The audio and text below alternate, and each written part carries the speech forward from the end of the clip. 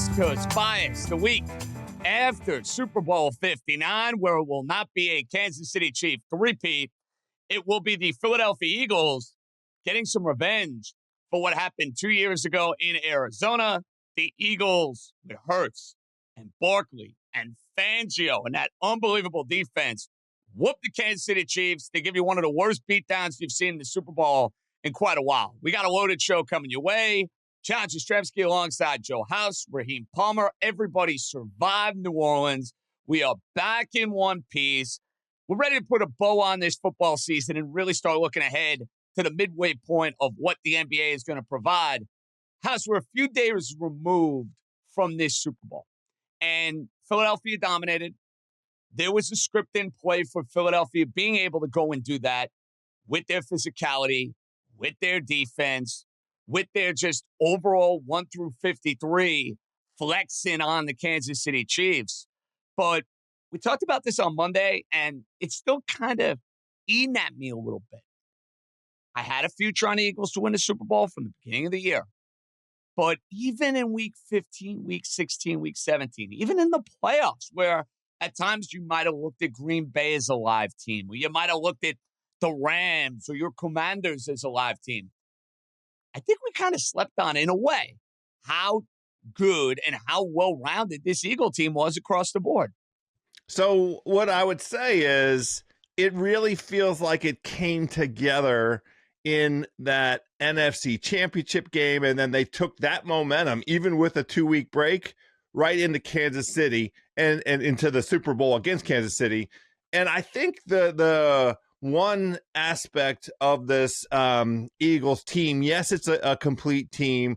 I mean, they didn't have necessarily a special teams advantage, but, you know, the thing that revealed itself, I think, over the last handful of games was the Eagles were particularly susceptible to kind of matchup situations. And what I mean is the LA Rams were live as hell. The Rams were on the doorstep of knocking the Philadelphia Eagles out of the playoffs in a snow game with two turnovers where it felt like the Rams were serving up to the Eagles advancing on a silver platter, and yet the Rams in the last 4 minutes of that football game came damn near to winning, to getting 2 touchdowns. And if all they had to do was score at the end, because kicking the extra point, that we would have won the game, because that bum Jake Elliott had missed an extra point earlier. But situationally, as it went on, the way they were able to exploit the advantages that they had against Washington on both sides of the ball, and the same thing with Kansas City. I mean, the biggest sort of realization for me was how one-dimensional Kansas City ended up being on offense. That more than anything. And I again, Dream, really, really, really regret that we didn't get the Baltimore Ravens in the Super Bowl against the Philadelphia Eagles. I think that would have been an incredible matchup. Yeah, I definitely think it would have been an incredible matchup. But the interesting thing about that matchup is that when you go back to the game in which the Philadelphia Eagles played the Baltimore Ravens, the Ravens got no explosive plays. And I think that Ravens game and that game against the Cincinnati Bengals were dead giveaways about how good this Eagles defense was, and no one realized it. And I think even people who picked the Eagles didn't realize how good this defense was. And then you get to the Super Bowl, and Patrick Mahomes is pressure on 40.5% of his dropbacks. It just looked like it felt like an SEC team playing an ACC team. That's what it felt like to me, because the Chiefs had absolutely nothing for this team. You're watching the game, and midway through the second quarter, you're talking about the Chiefs running 20 plays with 16 yards and 1 first down. So it just was a purely dominant performance, very reminiscent of Broncos Seahawks. And ironically, in that Broncos Seahawks Super Bowl, the Broncos were the favorite. And we've been saying all week, the wrong team is favored in this matchup. However, we were scared to go against that Patrick Mahomes voodoo. And that was the difference between that Broncos-Seahawks game and this particular game, Raheem, because yes, Peyton Manning had won the Super Bowl with Indy in the 2006 season, but there were a lot of memories of Peyton Manning coming up incredibly small in big-time games against New England early in his career, against the Steelers as a 1 seed, I mean, the year before he was the 1 seed with Denver, and they lost to Flacco and the Ravens. So there were a lot of examples of Manning in a big spot not getting it done. Mahomes, tougher to find, and I think that's why there was a lot of hesitation, and I felt myself in this exact category where I'm like, wow, the Eagles, 1 through 53, have a much better team. You mentioned the model and the number being off, and it was clearly off, but there was this Mahomes voodoo and the idea of the Chiefs, hey, they got there. They only lost twice. All they got to do is win one more game, and this is what they've been doing all year. They never had an opportunity to do so. Now we look ahead to the Chiefs. They got this bitter taste of Mahomes playing maybe the worst game in a big spot we have ever seen. He was awful from Jump Street. We could talk about the offensive line. Yes, that played a role. Mahomes also was off his game. This was not the Tampa game where he was, doing Mahomes type of things. He put up garbage points in the fourth quarter. Whoop-de-do. Kelsey, another year older. Does he come back? Defense, all of a sudden paying more guys. Jones getting up there in age. Raheem, I know you love fading Super Bowl losers. It's a pastime of yours. You get great satisfaction out of it. Hey, the San Francisco 49ers lost the Super Bowl a year ago, and they were as rotten as can be here in 2024. What's your initial lean on what kind of year? And I know we didn't go through the draft and offseason. We don't know what the Chiefs are going to do yet and what their team's going to look like. But are you kind of vying regression coming up for the Chiefs? Yeah, I think you have to look at some regression for the Chiefs. When you look at how this team performed this year, you're talking about a team that won 12 one-score games. And even though they were 15-2, they performed like a team that should have went 10-7. And when you combine that Pythagorean expectation of them overperforming their point differential, and you mix that with Super Bowl hangover, and you mix that with the fact that Travis Kelce, I mean, if you watch the tape of that game, he was just letting guys run past him. He looks like he's Larry Holmes status, flabby and sick. I don't know what they're going to do. And I do think the pedigree of Patrick Mahomes and Andy Reid is still there. However, I think the rest of the division is much better. And, the Broncos, they beat them in week 18, but they should have beat them earlier on in the year. And you have to expect the Broncos and the Raiders and other teams to be better. So I am expecting some regression from the Kansas City Chiefs. They're probably still a playoff team, but it's tough to, back them to be the Super Bowl contender that they've always been. Yeah, JJ, I totally agree with that assessment. And we'll see when the market opens what their win total opens at. But if they open it at like 11.5, you just have to play it under. I mean, if let me have 11, because 11 is still super good in this iteration of the NFL. But if it's anything in that neighborhood, it's an under for me. I'll tell you right now that the interesting thing for Kansas City, I mean, I'm not ready to just move past how much work they have to do on the offensive line. And part of that is, what are they going to do at running back? Like they have to come up with some kind of consistent answer. The inability to establish the run in this version of the NFL where we are right now, it's all smoke and mirrors, and that's what we saw in the Super Bowl. You have to, when you run up against a defense like what the Eagles have, they do get Rashee Rice back, so they should get some more. That I'm not worried about the explosive element that was really missing for this Kansas City team most of this season. I think they get that back, but you have to have some way to establish the run, and that's the combination of offensive line and running back, and whatever the cap hit is for Travis Kelce. I think, like, just in the stark reality of the way the NFL is now, they're better off if the man retires. Yeah, that's going to be a subplot for sure. And I think you brought up a real good point with their lack of physicality with the running game. Last year, they had it in a big way with Isaiah Pacheco. Yes, he came back and played in these playoff games.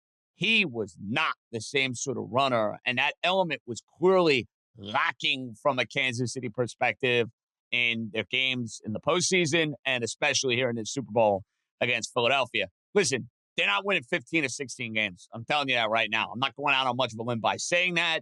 I feel like Mahomes and Reid will do enough to win a division, but you also have to think these teams in the AFC are saying, hey, this may be an opportunity for us. If it's Baltimore, if it's Buffalo, if it's Cincinnati, if it's somebody else moving forward, maybe you see a little regression here out of the Chiefs. Now, to put a bow on this year, House, season's over. Eagles win the Super Bowl. Just finished up 4 consecutive weeks or 4 out of 5 weeks with the NFL playoffs, regular season, postseason, if there's a lesson that you may have learned with this year as a whole, what would it be? Well, didn't Nico Harrison say this? Defense wins championships.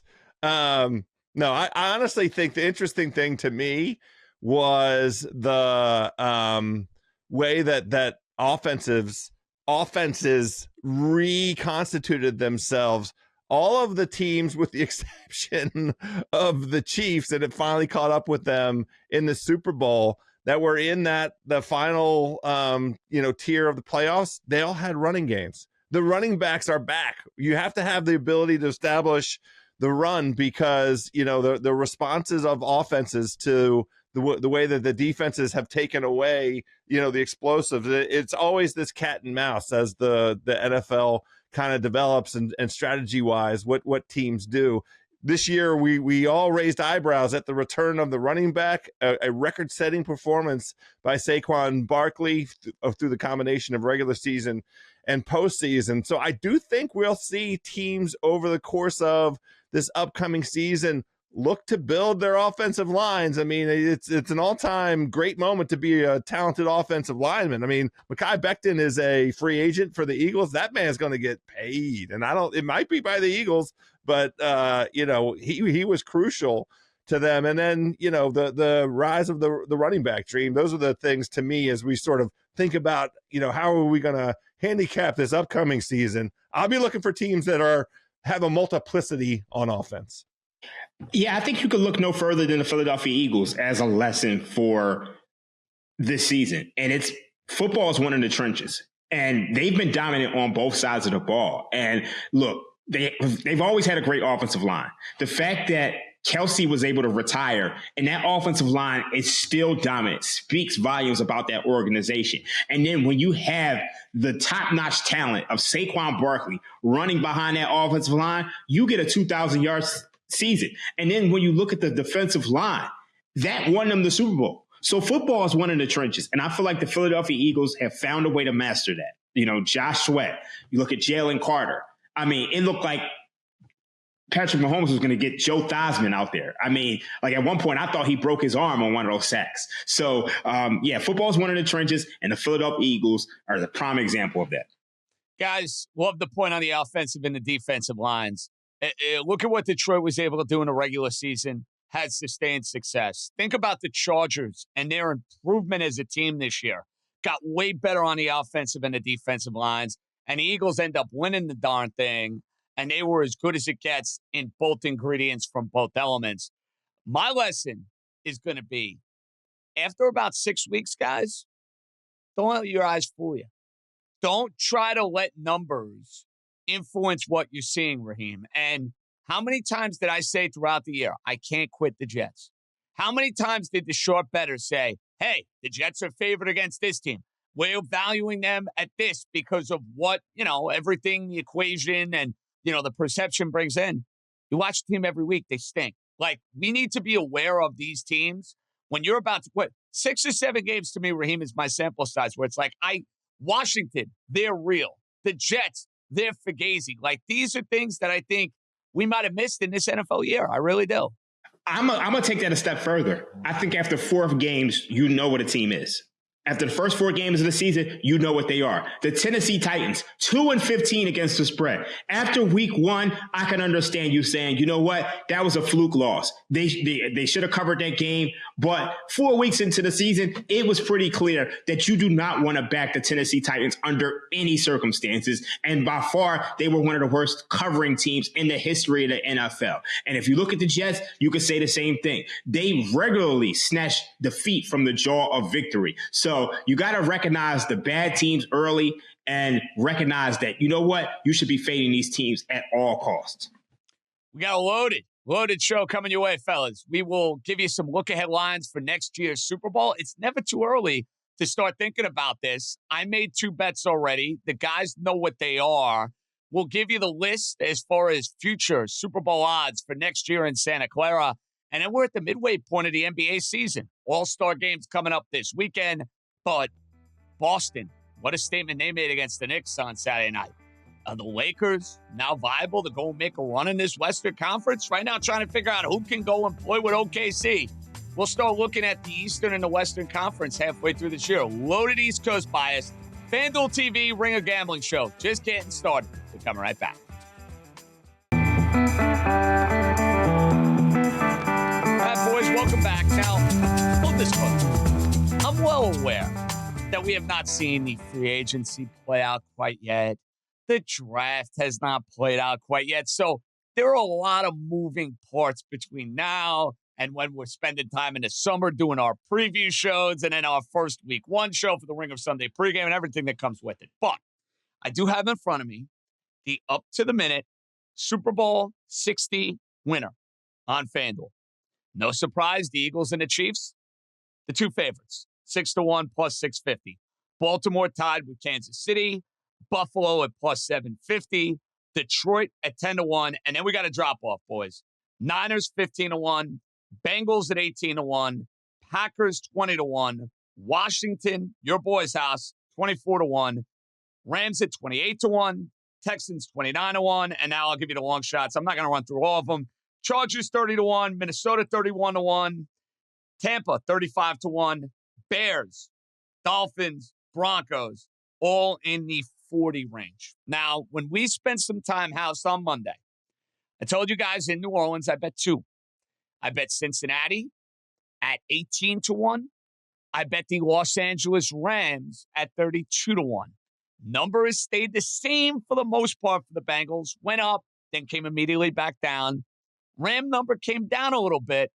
Telling you, that NFC is wide open. Stafford comes back. That team is going to be live. So now that you've had a day or two to marinate, House, you know my feelings. Any of these stand out to you? You know, you made a really good case for the Rams. And after our show Monday, going into, I mean, again, there's so many moving parts and moving pieces to this, but they demonstrated last offseason an ability to retool on the fly that was so impressive to me, because the narratives for the Rams heading into this most recently completed season was how are they going to deal with the Aaron Donald, retirement? How can this defense possibly be competitive? Well, over the course of the season, it was a competitive defense. And in fact, it was the defense that became the calling card over the last quarter of the season for the Rams. And the defense was really the reason that they gave the Eagles everything that the Eagles wanted. I mean, remember, the Eagles had 2 turnovers in the second half, short field ability to get scores that were not really on that Ram defense. They're young, they're fast, and so the reason that I think it's in that 28-1 class is because of the uncertainty around Matthew Stafford, and that it'll move enormously if he ends up not being the quarterback for this team. But I think that price is right, because what you're really trying to do, from my perspective, I'll just put it in terms of me, is have a hedge opportunity. I want the Rams to get to the NFC conference championship game. Then I can hedge at that price. Let me hedge that to death. And I think, as we sit here today and look at, so many unknowns, but the knowns, I think the Rams are a decent wager, Dream. So I have 2 that I like. I like it. Let's hear, Raheem. Let me ask you guys, what do you guys think is the weakest divisions in the NFL? Weakest division in the NFL. Let me see. Not the AFC South. Yeah. And number 1. And the NFC South. You know this. It's the South. Okay. I was going through in my head. I wanted to make sure. So the first one I have is the Houston Texans.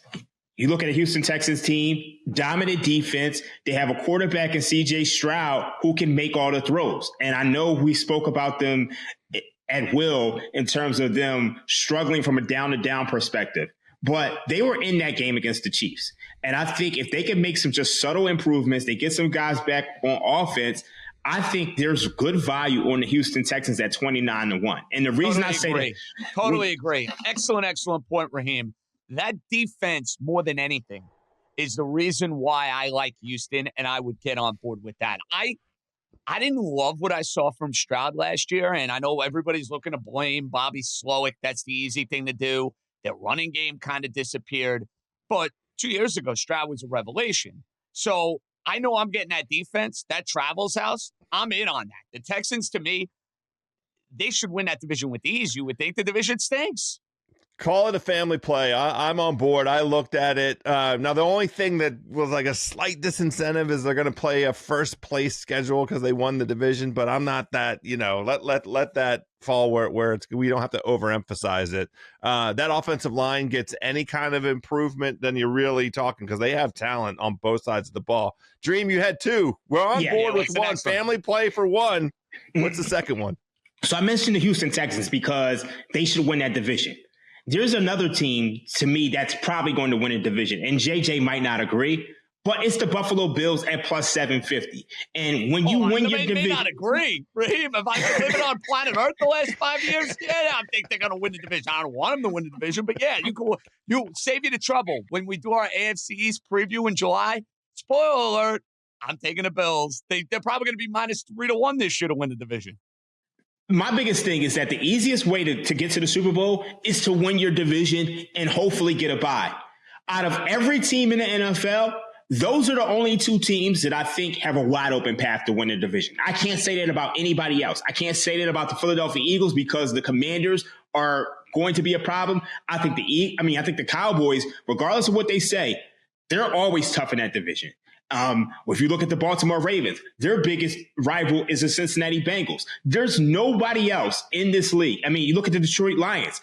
They still got to deal with the Green Bay Packers and the Minnesota Vikings, and now an up-and-coming Chicago Bears team. There's nobody else in the NFL other than potentially the Bills and the Texans who I think the division is wide open for. So I'm choosing those two teams to place my futures on. Fair, even though the number not great from a Buffalo perspective. That's my only fear, Raheem. Because it's plus, the team house that I thought Raheem was going to give out there, I thought he was going to give us the Tampa Bay Buccaneers. That it makes sense. Chris Godwin's a free agent, so let's see if he comes back, and if they are now on their third offensive coordinator because each year they replaced Canales with Cohen, and he got a head coaching job. It's an amazing magic trick. But I thought, honestly, and I'm interested in your guys' thoughts on this, I think Seattle at 50-1 is not insane, because we made the case for the Rams, and I think it's a good case for the Rams, but at nearly double the price for Seattle, like that team was not missing very much.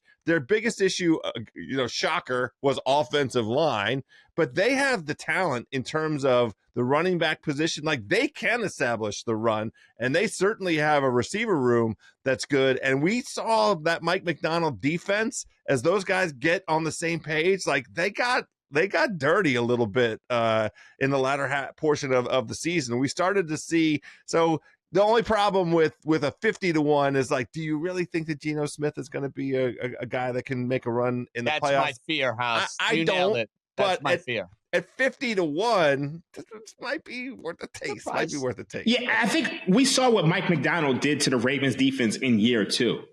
This is year 2 for the Seahawks. So that defense could be legit. So I like this one, House.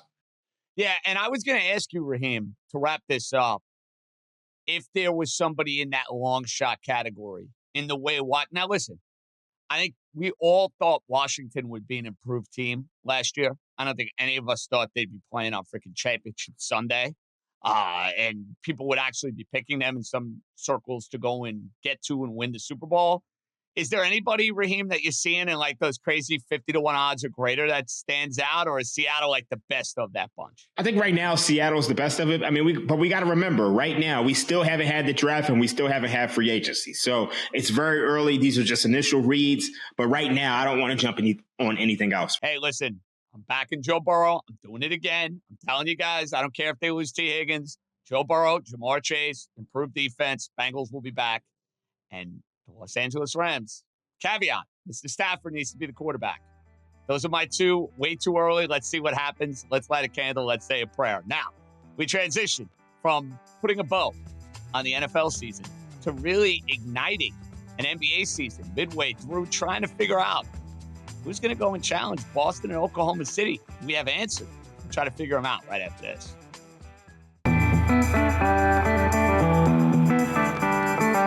boys, welcome back. We're getting ready for All-Star Weekend in the NBA, which means you're basically at the halfway point of this NBA regular season, where I think it's pretty obvious from a odds perspective, not necessarily a standings perspective, and I know our friends in Cleveland may not want to hear this. I would make the argument we are, no, I'm not going out on much of a limb when the odds tell you this, you're on a collision course for a Boston-Oklahoma City NBA final. When you look at the odds board, Boston a little under 2-1. They're the favorite to win the whole thing. You got Oklahoma City at plus 230. Then you have the drop-off.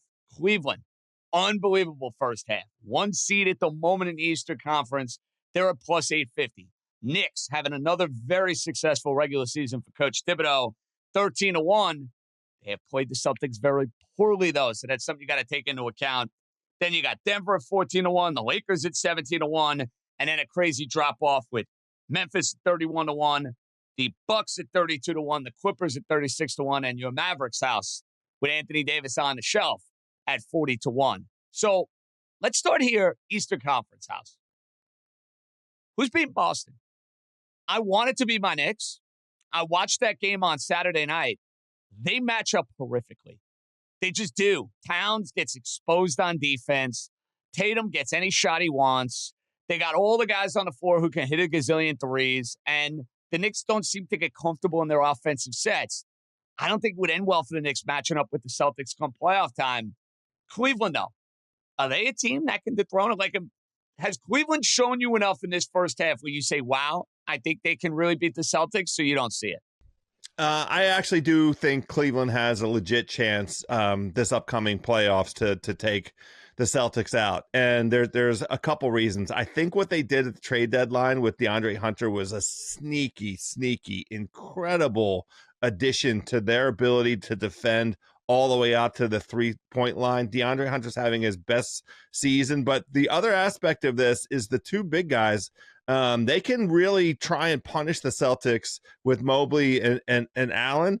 And the guy that I trust to try and do that, Kenny Atkinson, yeah, I think that they are showing up with a version of themselves in Cleveland that is radically different from anything we've seen. As they built the talent base, now they have the coach. And I think that they have a lot of different options for matching up with Boston. And especially as we get into a playoff matchup, a 7-game matchup, I just like their size advantage, Stream. So I think Cleveland is live.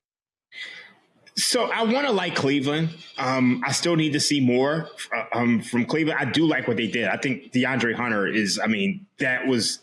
that was ideal. That was the ideal move. You got a wing who you can throw at Tatum and Brown, but nobody's stopping those guys at the end of the day. And I think the one advantage that Cleveland has is right now they'd have home court advantage in that series.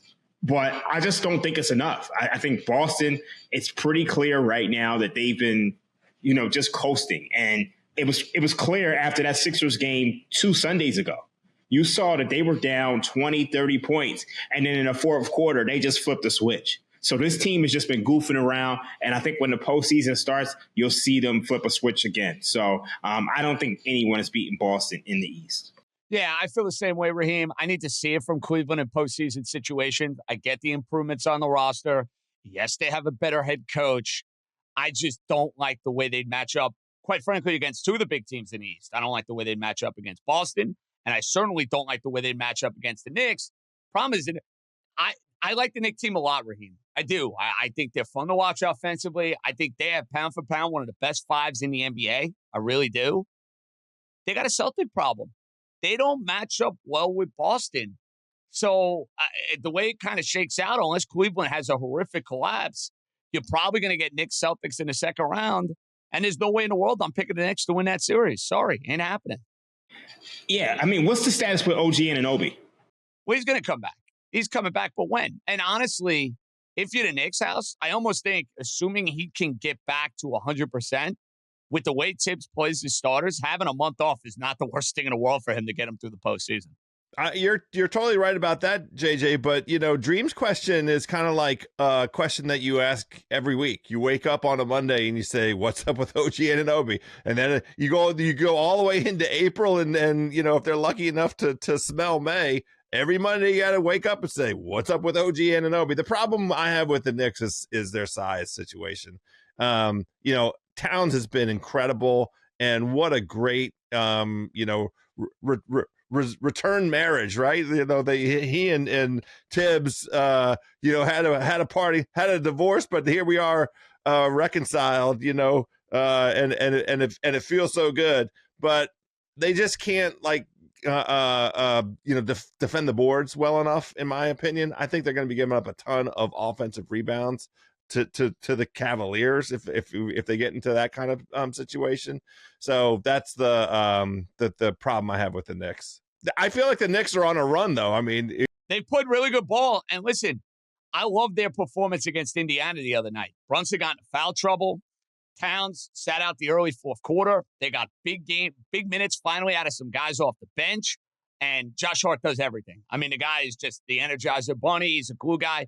Thank goodness for him, House, because otherwise they would literally never grab a rebound. He's basically the only guy on the team that does it consistently. I want to ask, looking at the rest of the conference, you got the big three. Indiana's played much better since they've gotten guys back. They lose to the Knicks, but they're 29-23. Milwaukee's at 28-24. Detroit has had a very impressive season. They're at 28-26. And then you have Miami without Butler. The Hawks, who have kind of been just weird and up and down, not the team they were early in the year. Orlando with their injuries. And then you have Philly team, Raheem, that's on the outside looking in altogether. Out of any of the teams I mentioned, from Indy all the way down through Philly, who's the team we should keep an eye on that maybe can get hot, make a run, and be dangerous come playoff time? None of them. You're out on none of them. See, because I was going to give you Indy. Now, they don't guard me, you, and House.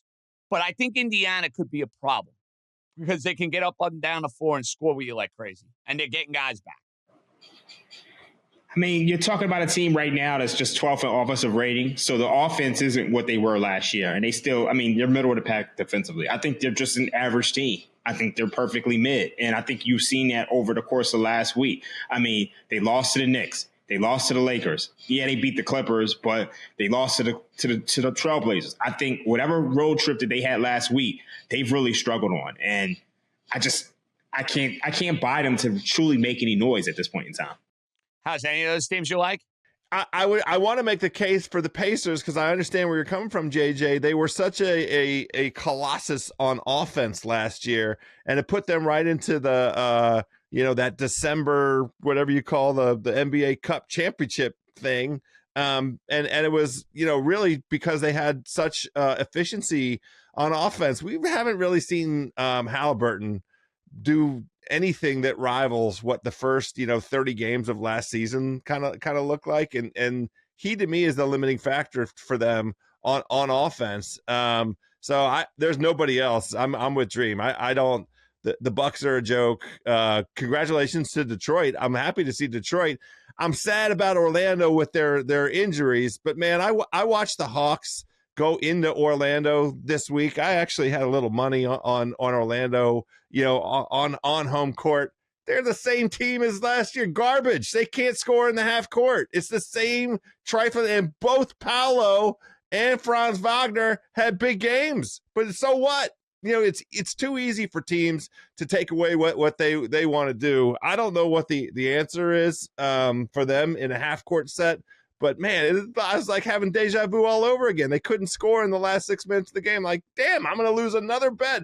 I lost in the playoffs last year with this Orlando team the exact same way. They're the same team.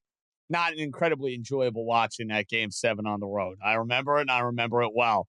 When we come back, there's a very interesting race brewing in the Western Conference as far as the playoffs are concerned. And I think there's some ways we can maybe get on board and capitalize on this. A lot of change. The Laker Mav trades, Butler with the Warriors, the Spurs, are they live to go and get into the postseason? We'll look at the Western Conference. Opportunities galore when we come back.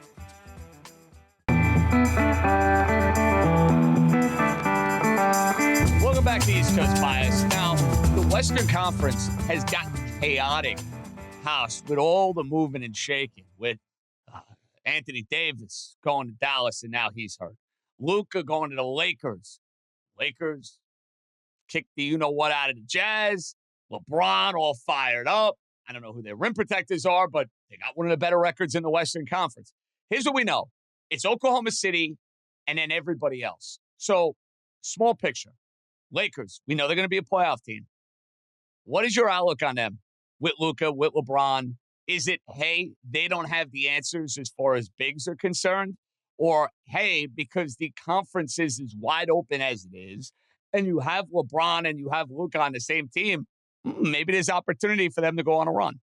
I would say kind of both. I think there is yet, another addition for them. The buyout market will arrive post All-Star break, and we'll see what they can do. They did sign Alex Len, so that's just he's a big body.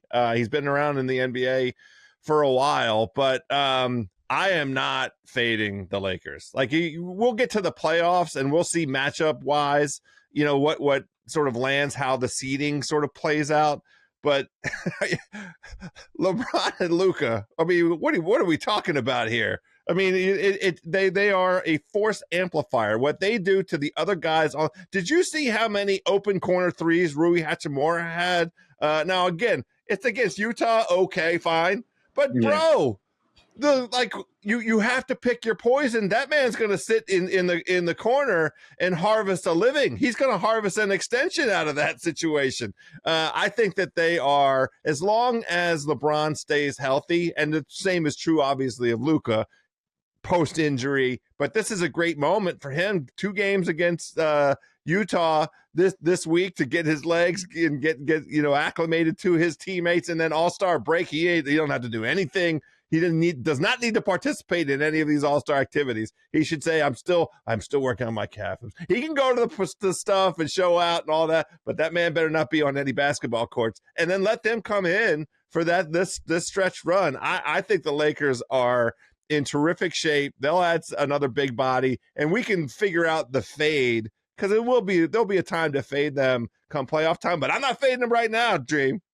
See, I don't know what to do with this Lakers team. I'm looking at all the numbers. You're talking about a team that is 12th in offensive rating. Well, excuse me, 8th in offensive rating and 12th in defensive rating. And I imagine with Luka there, their offensive rating should go up. I imagine with Luka there and no Anthony Davis, their defense should go down. So I don't know what their defense is. We've only seen them one game against the Utah Jazz, but I do think their offense has a very high ceiling. I mean, right now, they're 8th in half-court offensive rating at 101 points per 100 possessions. I expect that to go up. So I just need more of a sample size to really truly understand what this team is. I do think the Western Conference is wide open, but I think it's Oklahoma City's to win. Okay. That's a good transition, Raheem. Oklahoma City is clearly the 1 seed. They're 43-9 on the year. They're going to be the 1. Then you have 4 teams that are really in prime position to make sure they avoid the play-in. Memphis, Denver, the Lakers, who have played really well as of late. They've won 6 straight. And the Rockets, who are 33-20 on the year. Then we're talking about the other teams. You got the Clippers. You got Minnesota. You got Dallas and everything that they're dealing with at the moment. Sacramento just traded away De'Aaron Fox. The Warriors just added Jimmy Butler. The Suns, enough said. Nightmare of a year for them so far, game under. And then you have spunky San Antonio at 23-28. So, Raheem, we know there's plan. We know there's ways to work yourself into the postseason via the plan. Is there a team that we should have our eye on to go and make some noise end of the year? I'm going to say the Los Angeles Clippers. And the reason why is because Kawhi Leonard looks healthy. And, I mean, that could be a short-term thing. But you still got James Harden, who I believe is playing at an all-star level and is still a solid scorer, solid playmaker. But if Kawhi Leonard can get his legs under him, because right now it looks like he's very healthy, he can move well, but he looks rusty. And I think if he could shake some of that rust off, I think the combination between him and James Harden, and you got guys like Norman Powell, and the fact that they added Bogdanovich, I also think Ben Simmons could actually be a key contributor for this team. I think the Los Angeles Clippers could get in and make some noise. They are second in defensive rating this year. The offense hasn't been great, but I think with James Harden, Kawhi Leonard, Norm Powell, and Bogdanovich, they can improve that offensive rating and get into the postseason and make some noise. Yeah, I'm not going to say that this is a make noise kind of proposition that I'm looking at here, but I think you have to move now on the Golden State Warriors to make the playoffs at minus 118, because you have to do it now. You can't wait, because the teams that are ahead of them, the 8th seed right now is the Dallas Mavericks, and I'll have a bet for you in best bets on the Dallas Mavericks soon enough, but I don't have them there. And then the Sacramento Kings, they have the exact same record. And when I sit down and I say, do I like the Kings or the Warriors better? I mean, shocker, Jimmy Butler came out and he's ready to be Jimmy Buckets again. And there's a pep in the step of Draymond. There's a pep in the step of Steph, and they can play defense. The Warriors can play defense, and that's a thing for sure. So I think the price is going to get worse and worse and worse after the All-Star break. Buy it now, minus 118 for the Golden State Warriors to make the playoffs. House, you read my mind. That's why I was so excited to keep nodding along as you were making those brilliant, beautiful points. You're giving me minus 118 with the addition of Jimmy Butler, throwing Steph Curry being there, the pedigree of Steve Kerr just finding a way. And I know last year, guys, hey, they were in this exact position and predicament and got absolutely slaughtered. So I understand there could be some PTSD for some people out there. I think it's a great price on it, Raheem, at minus 118. The other one I wanted to throw at you, Raheem, I know it's a young team. I know they're incredibly inexperienced. Any interest in taking the San Antonio Spurs +4 and change to go and find their way to the playoffs? Oh, this is a tough one. I just think they're 3 games behind. And I think that puts them in a tough spot. I do think the Suns could kind of fall out of it. So I think I would rather play them to make the play-in as opposed to, I'm not sure if FanDuel has these odds right now. No, they sure do. In fact, because you brought it up and I took a look earlier today, for the San Antonio Spurs to make the play-in, +140. I like that. Yeah, I think they have a pretty good chance of that. And I need to look at the schedule to see where they're at specifically. But, I mean, I do not like the Suns team at all. And it would not surprise me if the Suns completely fell off a cliff to end the season. But the Spurs, I mean, they kind of have I'm looking at their schedule now. They do play the Suns coming up. So, and then they play the Pistons, the Pelicans twice, the Rockets, the Grizzlies. I think that road trip is really going to decide some things. So we'll see. But I don't have anything on it now. I'm in the same boat. I like that idea of the Spurs for the play-in, not for the playoffs. I have them already. I got them when they looked like, around New Year's. They were putting it together a little bit, and I thought they might go on a run. I've watched a decent number of Spurs games because of that ticket now. I have that heightened interest in them.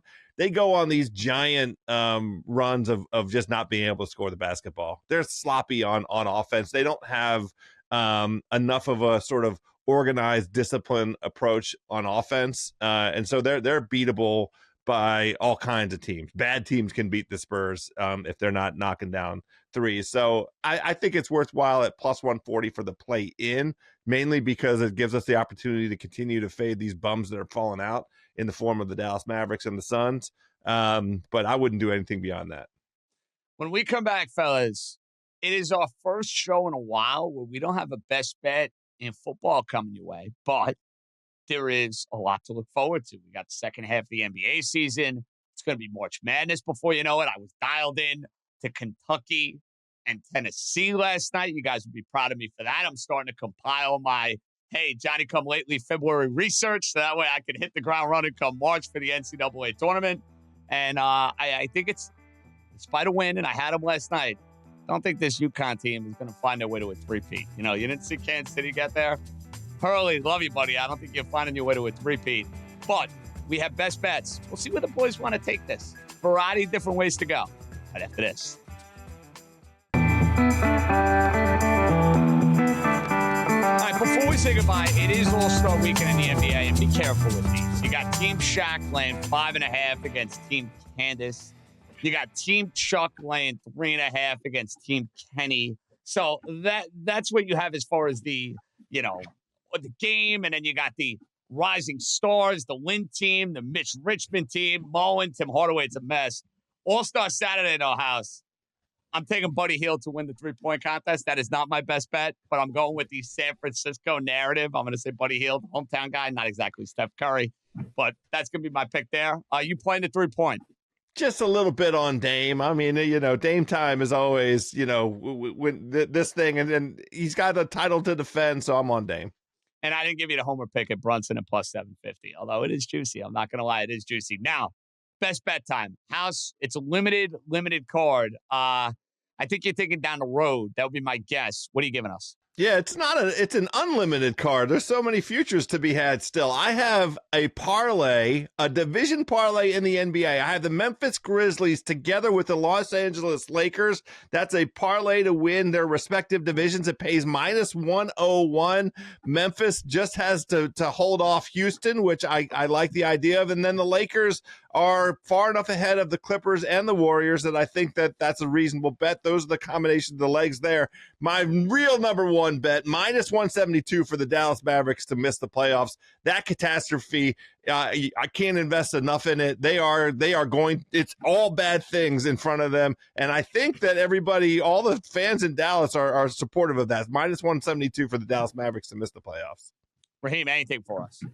I'm going to go with some boxing. I'm going with Keyshawn Davis by decision, minus 115. I think that's what stands out to me as far as the best bets for this week. If I had to play anything in NBA, I agree with House on the Golden State Warriors, minus 118. I think that's a good one. Yeah, that's where I'm at. Best bets. Guys, I have a college basketball future that I fired in Louisiana.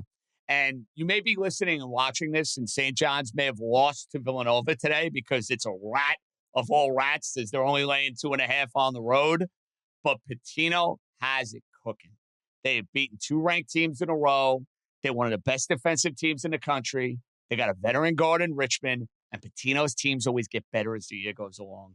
Pitino, I know he's Simmons' favorite house.